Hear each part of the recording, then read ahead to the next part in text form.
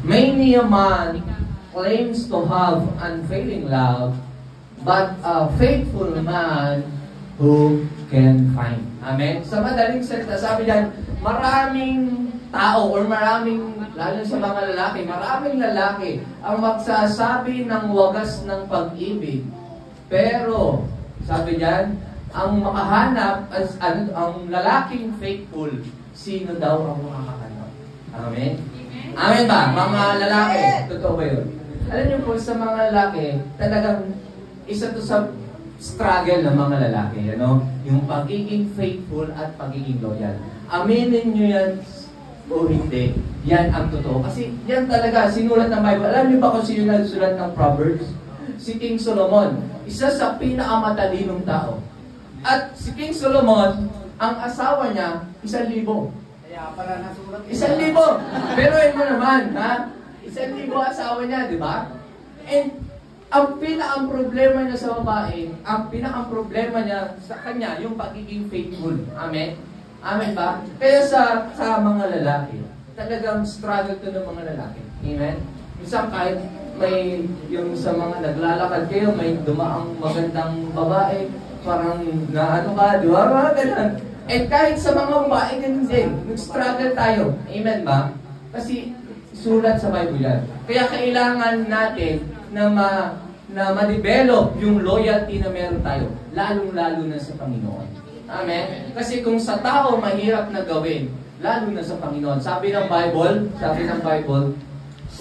kung yung kapatid mo nga na nakikita mo ay hindi mo kayang mahalin, papaano pa yung Panginoon sa langit na hindi mo nakikita? Amen? Kaya pagdating sa Panginoon, mahirap talagang gawin yung mga bagay na pinapagawa sa atin. Yan ang pinaka-struggle natin. Kaya pag-usapan natin ngayon is, sabay-sabay natin basahin, my loyalty matters. Sabi mo sa sarili mo, my loyalty matters. Sa katabi mo, your loyalty. Amen? Sabay-sabay tayo, our loyalty matters. Amen? Parang pag loyalty yung pinag-usapan, nakangiti yung mga babae. Parang smile na smile yung mga babae. Nakikita ko kanina pa yun. Si Sister, Sister China, Sister, Sister Lovejoy. Talagang ngiting-ngiti eh. Feeling ko, mamaya makakapag-post na naman siya sa Facebook. Makikita ko na naman yun. Amen ba? Praise the Lord. And, alam niyo po, merong isang story sa Bible na nagpapatunay that our loyalty matters. At yan yung story ni Daniel. Amen? Sabay-sabay natin basahin. Daniel chapter 6, verse 1 to 23. Sabay-sabay po. It pleased Darius to set over the kingdom 120 satraps, to be over the whole kingdom, and over these 3 governors, of whom Daniel was one, that the satraps might give account to them, so that the king would suffer no loss. Then this Daniel distinguished himself among the governors and satraps, because an excellent spirit was in him, and the king gave thought to setting him over the whole realm. So the governors and satraps sought to find some charge against Daniel concerning the kingdom, but they could find no charge or fault, because he was faithful, nor was there any error or fault found in him. Then these men said, "We shall not find any charge against this Daniel, unless we find it against him concerning the law of his God." So these governors and satraps came before the king and said thus to him, "King Darius, live forever." All the governors of the kingdom, the administrators and satraps, the counselors and advisors, have consulted together to establish a royal statute and to make firm decree that whoever Prohibitions any god or man for 30 days, except you, O king, shall be cast into the den of lions. Now, O king, establish the decree and sign the writing, so that it cannot be changed, according to the law of the Medes and Persians, which does not alter. Therefore, King Darius signed the written decree. Now when Daniel knew that the writing was signed, he went home, and in his upper room, with his windows open toward Jerusalem, he knelt down on his knees 3 times that day, and prayed and gave thanks before his God, as was his custom since early days. Then his men assembled and found Daniel praying and making supplication before his God. And they went before the king and spoke concerning the king's decree. Have you not signed a decree that everyone who petitions any god or man within 30 days, except you, O king, shall be cast into the den of lions? The king answered and said, the thing is true, according to the law of the Medes and the Persians, which does not alter. So they answered and said before the king, that Daniel, who is one of the captives from Judah, does not show due regard for you, O king, or for the decree that you have signed, but made his petition 3 times daily. And the king, when he heard these words, was great in his place with himself, and set his heart on Daniel to deliver him. And he abhorred till the going down of the sun to deliver him. Verse 15. Know, O king, that it is the law of the Medes and Persians that no decree or statute which the king cannot be. So the king gave command, and they brought Daniel and cast him into the den of lions. But the king spoke, saying to Daniel, your God, whom you serve continually, he will deliver you.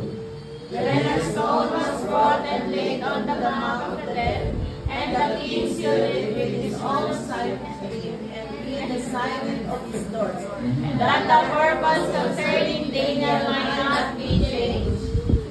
Now the king went to his palace and spent the night fasting, and no musicians were brought before him. Also his sleep went from him. Then the king arose very early in the morning And went to the den of lions.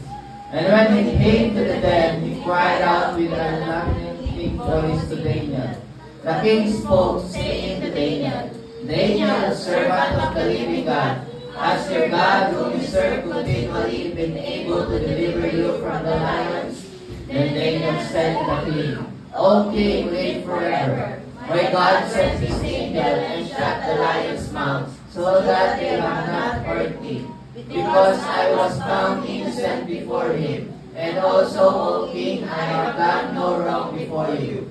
Now the king was exceedingly glad for him, and commanded that they should take Daniel out of the den.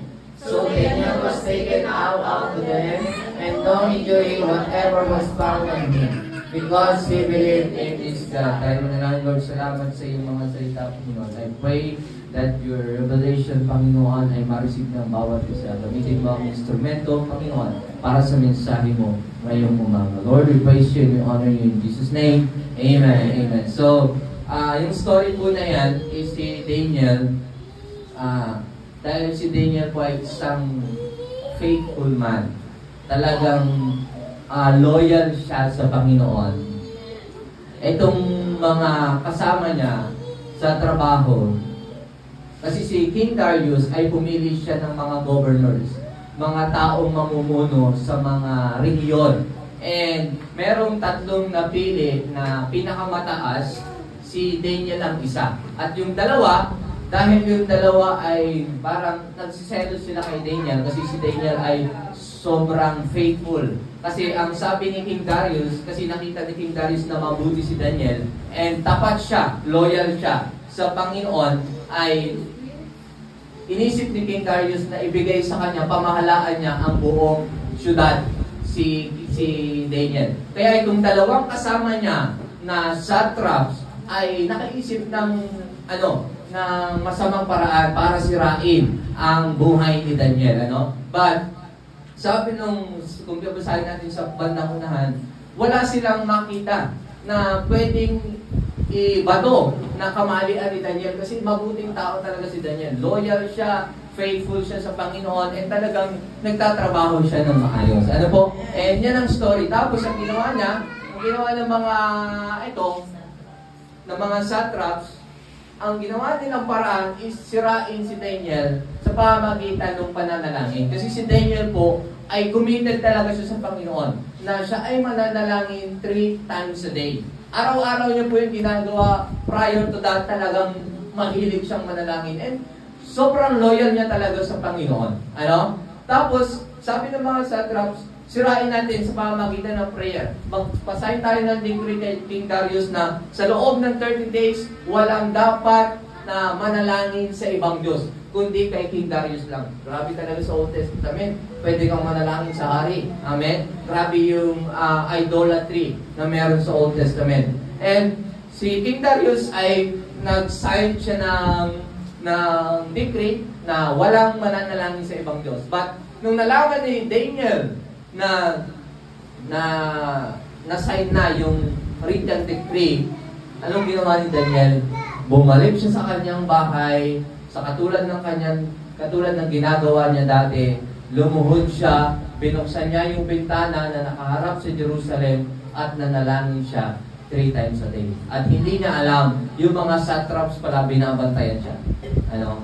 At nung nakita nila nag-pray si Daniel, dali-dali sila pumunta sa kay King Darius at sinubong. At sinabi niya na kailangan si Daniel ay matapon sa lion's den. Amen? But ganun pa man ang nangyari dahil si King Darius ay talagang natutuwa siya kay Daniel kasi loyal siya. Kaya lang dahil sa batas, hindi pwede kasi mabali yung batas na pinirmahan niya. Kaya ginawa niya, pinatapon niya pa rin si Daniel. Amen? And mapapansin natin, yung loyalty na meron si Daniel, ito yung loyalty na dapat meron tayo. Amen? Kaya nga, yung pag-usapan natin is, our loyalty matters. Nagmamatter. Bakit nagmamatter yan? Kasi sa araw-araw ng ating buhay, anuman ang ating ginagawa, kailangan natin yun. Amen? Kasi kung hindi ka magiging faithful, hindi ka magiging loyal at wala kang integrity sa buhay mo, maraming tao ang masisira ang buhay dahil sa iyo. Amen ba? Amen. Kaya nga, ang unang point natin is, sabi dyan is, our loyalty is measured when trials arise. Amen? Alam niyo po, yung loyalty natin ay never mapapatunayan na ikaw ay loyal, ikaw ay faithful, kung hindi ka dumaan sa matinding test. Tama ba? Paano masasabing loyal ka? Sasabihin mo, loyal ako talaga. Paano mo nasabing loyal ka? Amen? Kailangan dumaan sa matinding test para mapatunayan na talaga faithful ka. Amen ba? And ito si Daniel, matindi yung trials na dumating sa kanya. Amen ba? Amen. Kung mapapansin natin sa story, yung mga kaaway ni Daniel o yung mga satraps na kasama niya, talagang ang challenge niya is usapan ng buhay ito eh. Amen? Ikaw ba naman itatapon ka sa lion's den? Sa kulungan ng lion. Ano mangyayari sa'yo pag tinapon ka? Doon. Eh di mamamatay ka, di ba? Buhay ang nakasalalay dito. Amen? At lagi natin tatandaan, alam niyo po, kapag ikaw ay isang taong tapat, ikaw ay isang taong loyal, may integridad, laging maraming tao ang sisira sa iyo. Amen. Kaya pansinin niyo, yung mga taong gumagawa ng tama, laging merong kalaban. Totoo po yan. Pag tama ang ginagawa mo, kakalabanin ka. Bakit? Kasi ayaw ng kaaway na maghari yung kabutihan. Ayaw ng kaaway na mananaig yung kabutihan na meron ka. Kaya gagawa ng paraan ng kaaway para sirain yung faithfulness na meron ka, lalong-lalo na sa Panginoon. May mga taong gagamitin minsan para sirain ang buhay mo. May mga tao, meron namang mga problema na darating sa buhay mo para tumalikod ka sa Panginoon, para iwan mo si Lord, para mawala yung loyalty mo sa Kanya. Amen? Kaya nga, in every day of our lives, kailangan nating maintindihan, maunawaan natin na every time may mga challenges sa atin, teka muna, baka na ito ng kaaway para iwanan ko ang faith ko, iwanan ko si Lord, lumayo ako sa Panginoon, mawala yung loyalty na meron ako. Yan ang dapat natin intindihin. Amen? Kasi kung hindi ka faithful, hindi ka gumagawa ng tama, hindi ka na para i-challenge ng kaaway. Amen? Kasama ka na niya eh. Tama? Amen. Kakampi ka na niya eh. Bakit ka ba niya bibigyan ng problema? Hindi na. Kasama ka na nga niya sa gumagawa ng mali. Kaya, lagi yung tatandaan, pag may mga challenge sa buhay mo, patunay lang yan na ikaw ay faithful sa Panginoon. Amen. Amen. Kaya sa katabi mo, faithful ka sa Panginoon. Amen. Amen ba? Amen. Loyal ka sa Panginoon. Kaya pag may challenges, ibig sabihin yan, matatag, may faithful ka sa Panginoon. Amen? And yung mapansin natin dito, si Daniel, talagang may mga taong ginamit. At yung mga taong ginamit, hindi lang sila basta tao, kasamahan niya. Minsan sa paligid natin, yung mga taong kasama natin, sila pa yung hihila sa atin para umalis tayo sa pananampalataya natin. Amen. May mga tao, may mga Kristiyano minsan, sila pa yung nagsisira. Amen? Para masira yung faith ng iba. Amen? Kaya kung ikaw, kapatid, huwag kang papadala sa mga ganung gawa ng kaaway. Amen. Amen? Sabi mo yung katabi mo, huwag kang papadala sa gawa ng kaaway. Amen? Ang tanong dito is, kung nakasalalay ba yung buhay mo, mananatili ka pa rin bang loyal, faithful sa Panginoon? Amen. Ang tanong, yun po tanong. Pagka buhay na ang usapan, halimbawa mamamatay ka, kapag ka nagpatuloy ka mag-serve sa Panginoon, ayaw mo ka na. Amen. Paano kaya kung ang kapalit ng loyalty mo sa Panginoon ay buhay ng anak mo, ayaw mo pa rin kaya maging tapat sa Kanya? Katulad ni Abraham. Amen? Kung buhay na ang usapan, minsan pag buhay na ang usapan, talagang nag-iiba ang desisyon natin. Amen? Ang ating unang-unang response ay iligtas ang sarili natin. Amen? Pagka ang nakasalalay ay school, mananatili ka pa rin bang loyal sa Panginoon? Kapag ka nakasalalay ay trabaho, mananatili ka pa rin bang faithful sa Panginoon? When trials arise, kapag nandiyan na yung mga pagsubok sa buhay mo, unti-unti kang sinusubok ng kaaway, mananatili ka pa rin bang loyal sa Panginoon? Amen. Amen? Magpapasalamat ka pa rin ba kahit wala ng laman ang bigasan? Amen. Amen? Pupurihin mo pa rin ba si Lord kahit meron kang sakit? Praise the Lord kay Sister Leia. Amen? Nakaranas ng healing. Amen? Walang ibang tatakbuhan kundi si Lord. Kaya ganun dapat lagi. Mapapakita mo yung pagiging loyal and faithful mo kapag una mong takbo sa Panginoon. Diba? Pastora, as ako ng prayer. Ganun dapat. Amen? Kasi kung tapat ka sa isang tao, talagang laging priority. Tama? Amen. Amen? Priority mo ba si Lord? Amen. Tanawin mo yung katabi mo. Lord. Amen? Amen? Si Daniel po, nanatili siyang loyal sa Panginoon. Kahit na sobrang daming challenges na dumating sa buhay niya, kahit na nakasalalay ay buhay niya, ang magiging kapalit ay yung kanyang buhay, nanatili siyang faithful sa Panginoon. Sabi ng verse 10, ano sabi diyan? Basa, sabay-sabay.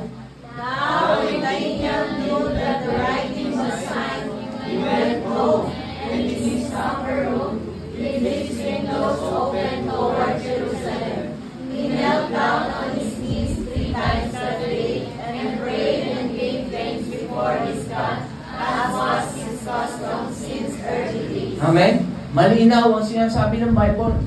Nung nalaman niya na na-sign na, anong ginawa niya? Bumuwi siya. At ginawa niya pa rin yung kanyang ginagawa dati, sabi ng dulo, as was his custom since early days. Katulad ng ginagawa niya dati. Same na same, walang pagbabago. Hindi siya nagtago. Nakabukas nga yung bintana eh. Diba? Hindi siya nagtago. Minsan tayo, pagka tayo mga Kristiyano, ginagawa natin para hindi makompromise yung loyalty natin sa Panginoon, magtatago tayo. Si Daniel po, hindi nagtago. Binuksan niya pa yung bintana. Sino dito kayang buksan ng bintana kapag nagpupuli sa Panginoon? Sino dito kayang sumigaw ng malakas na hallelujah habang nasa bahay ka? Yung nandun kayo sa mga skinita, no? Ikaw nagpupuri.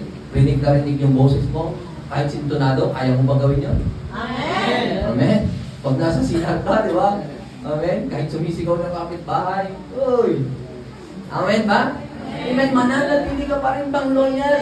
Gagawin mo pa rin ba yung mga ginagawa mo dati? Yung pagiging faithful mo pa rin ba sa Panginoon noon? Ay gagawin mo pa rin ngayon kung meron ng trial sa buhay mo. Amen. Amen. Amen. Alam niyo po, masusubukan lang ang loyalty natin kapag meron ng matinding pagsubok sa buhay natin. Amen. And alam niyo po, kapag napatunayan mo na ikaw ay tapat sa Panginoon,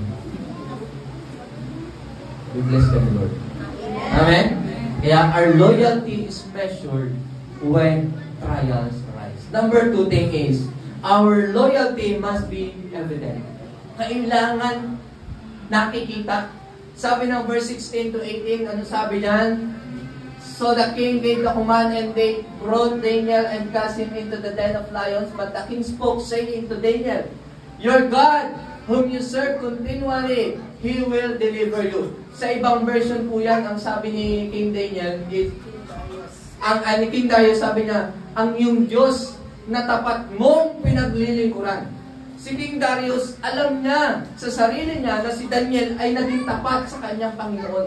Talagang tapat siya. Kaya yung pagiging tapat natin, pagiging loyal natin sa Panginoon, kailangan nakikita ng ibang tao.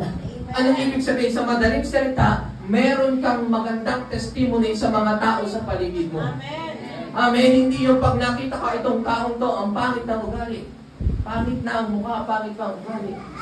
Amen. Amen ba? Maganda ang mukha, pangit na ang ugali. Pangit pa rin po yun. Okay nang hindi gaano, alam niyo po yung mga anak naman dito ng Panginoon, magaganda at gwapo. Amen? Kahit sino dito. Amen? Iba-iba lang tayo ng pagkakakulma. Pero pare-pares tayo magaganda at gwapo. Amen? Kasi sabi, we are created in the image of God. Amen? Tingnan mo yung katabi mo. Habang tinreate ni Lord yan sa image. Amen? Di ba? Totoo yan. Kahit na anong itsura niyan, maganda yan. Amen. At ang patuloy, ang nagiging tapat sa Panginoon, yung laging loyal sa Panginoon, mas lalong gumaganda. Yes. Tingnan mo si Sister Beth, oh. Linis ang mukha. Amen. Amen ba? Paganda ng paganda si Sister Lovejoy. Parang nung una ko nakita si Sister Lovejoy, hindi ganito. Pero ngayon, parang nag-blooming na. Kasi ilang Sunday na siyang lagi nandito. At kahit discipleship, nandito na. Praise the Lord, kasi tatlo na sila magnananay nandito nung Wednesday. Amen? Susunod yung tatay, para nakita ko kayo, hinatid ata kayo kanina. Ano? Amen. Hallelujah. In Jesus' name. Amen? Amen ba? Our loyalty must be evident sa lahat ng tao. Kailangan may maganda tayong testimony. Pag nakita ka na, ito tapat talaga ito sa Panginoon. Amen? Amen ba? Importante po yun. Kailangan tayo din. Amen? Maging matatag tayo. Amen? And yung loyalty natin sa Panginoon dapat nakikita sa buhay natin. Pag uwi mo ng bahay mo, kilala ka ng magulang mo na tapat ka sa Panginoon. Bakit? Kasi gumagawa ka ng bagay na maganda. Amen? Hindi yung pag uwi mo sa bahay, sinasagot mo yung magulang mo. Paano masasabing tapat ka sa Panginoon? Hindi. Kailangan may maganda kang halimbawa. Amen? Ang napansin nyo dito kay Daniel? Kahit nga yung mga taong gustong manira sa kanya, walang makitang mali. Amen? Amen? Tayo naman, talagang nagkakamali tayo. Tama? Every day, meron tayong pagkakamali. Kasi nandito tayo sa mundo. And meron tayong sinful nature. Amen? But, kailangan gawin natin yung best natin para maipakita sa mga tao na deserve natin yung pag-ibig ng Panginoon. Amen? Amen? Our loyalty must be evident. Sabihin mo katabi mo, your loyalty must be evident. Amen? Dapat nakikita. Amen? Dapat nakikita yung pagiging tapat sa Panginoon. Ha? Dapat nakikita. Amen? And last point, number 3, our loyalty leads to victory. Amen? Alam niyo po, itong pinakamaganda. Amen? When you pass the test of loyalty and faithfulness, this will lead you to victory. Amen? Kapag po nakapasa ka sa test ng loyalty pagdating sa Panginoon, may reward siguro. Kahit nga sa panliligaw, di ba? Pag nakita ng nililigawan mo na talagang ikaw ay porsigido, tapat, amen? Talagang sasagutin ka niya, tama? Pero kung makitaan ka na nagsisinungaling ka, niloloko-loko mo lang siya, binobola-bola mo lang, hindi ka niya sasagutin.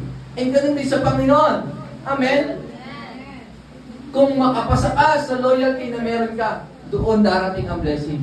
Doon mo mararanasan yung protection, yung covering ng Panginoon. Amen? Ano nangyari sa verse 19 to 23?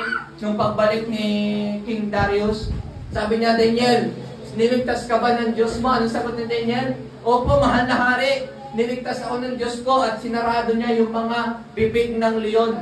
Ano ba? At anong nangyari sa verse 23? Paglabas niya, at verse 22 ata, paglabas niya, wala siyang nakitang mga galos.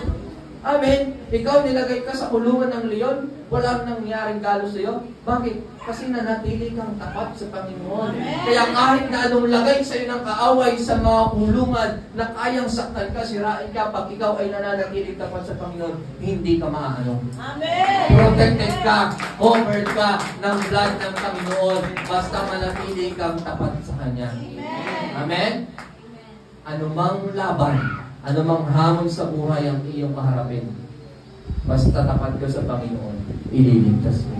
Amen. Sabi mo sa katabi mo, maging loyal ka kay Lord. Gusto mo ba ng victory? Gusto mo ng victory? Maging tapat ka sa Panginoon. Yung faithfulness mo dapat na doon. Amen? Daniel became victorious because of his loyalty to God. Amen? Alam niyo po, yung mga gawa ng kaaway na ito, ginagamit ito ng kaaway para tumalikod tayo sa Panginoon. Amen? Para tanggalin niya yung mga bagay na maganda sa buhay na yun. Amen? Pero alam niyo po, lahat ng gawa ng kaaway na yun sa buhay mo, kayang tanggalin ng Panginoon. Amen. At dalhin ka niya sa tagumpay, basta manatili kang tapat sa Kanya. Kaya nga ang sinasabi ko palagi, ang usapan dito, kapag ka ba meron kang bagay na masasakripisyo sa Panginoon, mananatili ka pa rin bang loyal? Pag may tinamang schedule ka sa schedule ng gawain ng simbahan, uunahin mo ba si Lord? Yun kasi ang sukatan ng pagiging tapat sa Panginoon. Yes, na kapag ka wala kang answered prayer, patuloy ka pa rin bang mananalangin? Amen. Amen. Kapag ka wala kang nare-receive na pagpapala sa Panginoon, patuloy ka pa rin bang magbabasa ng Bible? Amen. Mga watchmen natin, kamusta na kayo? 24 tayo dati. 8 na lang ata. Amen? Pastor, papawi daw sila ngayon. Papawi. Papawi sila sa second. Magiging tapat na tayo sa Panginoon. Amen. Gusto niyo po ng tagumpay? Magiging tapat po sa Panginoon. Amen? Amen. Kaya our loyalty matters. Amen? You will never be victorious in life if you're not faithful. Amen? Hindi ka po magiging matagumpay. Pag puro ka sinungalingan ang meron sa buhay mo. Totoo naman, tama? Amen. May mga sinungaling na nagtatagumpay. Pero at the end of the day, pabagsak din sila. Tama ba? Tama? Pero kung ikaw ay manatiling tapat, manatiling kang faithful, lalo na sa trabaho, yung promotion, ibibigay sa inyo doon. Hintayin mo lang. Kaya baka naman kasi nagmamadali kang ma-promote. Isang buwan ka pala, gusto mo, manager ka na agad. Hindi ganon. Amen? O kaya naman, kahit matagal ka sa kumpanya, hindi ka ma-promote. Amen? Kailangan manatili kang faithful. Kasi baka nandun na yung sagot ni Lord eh. Mag-yes na si Lord eh. Sa mga no's. Marami ng no's eh. Baka yung sunod, yes na. Ay, bigla kang bumalik. Di na wala yung yes na mismo yung magandang blessing ng Panginoon. Yung victory na dapat nakukuha mo na mismo. Kasi nawala yung loyalty mo kayo. Amen? Loyal ka pa rin Panginoon. Kahit may problem ka. Mananatili ka bang tapat hanggang wakas? Amen? Yung may mga partner dito, tanongin niyo yung partner mo, mananatili ka bang tapat? Amen? Amen? Diba? Parang si Ate Shaila, kilig na kilig. Hindi ko. Ha? Sabi ni Kuya Eman eh. Yes. Amen ba? Kung may problema, hahawakan niyo pa rin ba ang aking mga kamay? Amen ba? Pag may hindi pagkakaintindihan, mananatili na pa rin bang tapat? Amen. Brother Binky, talagang tapat na tapat. Amen. Loyal. Amen, Brother Binky. Amen. Natutuwa ako kay Brother Binky at kay Sister Rita. Tapos, ang ganda pa ng tawagan nila.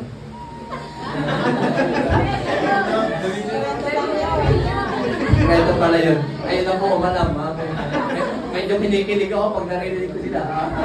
Amen. Praise the Lord. Amen. Our loyalty will lead us to victory. Sabi ng verse 28, sabi ko dyan, verse 28, so this Daniel prospered in the reign of Darius and in the reign of Cyrus the Persian. Amen. Nagtagumpay po si Daniel. 2 hari na nagdaan sa kanya, pero naging matagumpay siya. Because his loyalty to God ay pinatunayan. Kaya ikaw, kung ikaw ay mananatiling loyal sa Panginoon, tagumpay ka. Amen. Amen ba? Pag ang susukatin na ay yung pagmamahal mo sa Panginoon, pag ang usapan ay buhay na nakasalalay, mananatili ka pa rin bang tapat. Yung faith mo. Amen. Yung pananampalataya mo, mananatili pa rin ba? Amen. Amen. Naalala ko na naman yung kwento ko dati. Yung isang pare, na nagpapaumpisal po yung mga pare, yung pare, tapos maya-maya biglang may dumating na humahangos, takbo, duguan. Sabi niya, Father, mangungumpisal ako at ako may nagawang kasalanan. Sabi ng pare, bakit? Anong kasalanan mo? Bakit ikaw ay humahangos at duguan? Apatay ko ako, Father. Sabi niya ganyan. Sabi ng pare, bakit ka naman nakapatay? Sabi niya, Father, kasi nagtatalo kami ng kaibigan ko. Basta sabi ko, naniniwala ko, sabi ko, pinagpipilitan ko yung ating, kaya lang pinagpipilitan niya rin yung kanya, kaya yun, nagdilim ang paningin ko, napatay ko siya. Sabi niya ganyan. Sabi niya, bakit? Ano bang pinagtatalunan niyo? Nagtatalo kasi kayo, Father. Kung totoo na may Diyos. Sabi niya ganyan. Sabi ko sa kaibigan ko, walang Diyos. Sabi niya, pinagpipilitan niya sa akin, meron Diyos, sabi niya. Sabi ko, walang Diyos, kaya yun, napatay ko. Tapos sabi ng lalaki, ikaw, Father, naniniwala ka ba sa Diyos? Ano yung sagot ng pare? Dati, ngayon ay trip-trip na lang. Amen. Natakot mapatay. Amen. Ikaw, baka dati, ngayon ay trip-trip na lang din. Hindi naman, amen. Wala dito nun. Lahat ng nandito, totoo. Amen. Palakpakan mo si Lord. Palakpakan mo si Lord. Sabi mo sa sarili mo, totoo ako sa Panginoon. Amen. Totoo ang pagmamahal ko sa Kanya. Amen. Mananatili akong tapat hanggang wakas. Amen. Palakpakan po natin si Lord. To God be all the glory.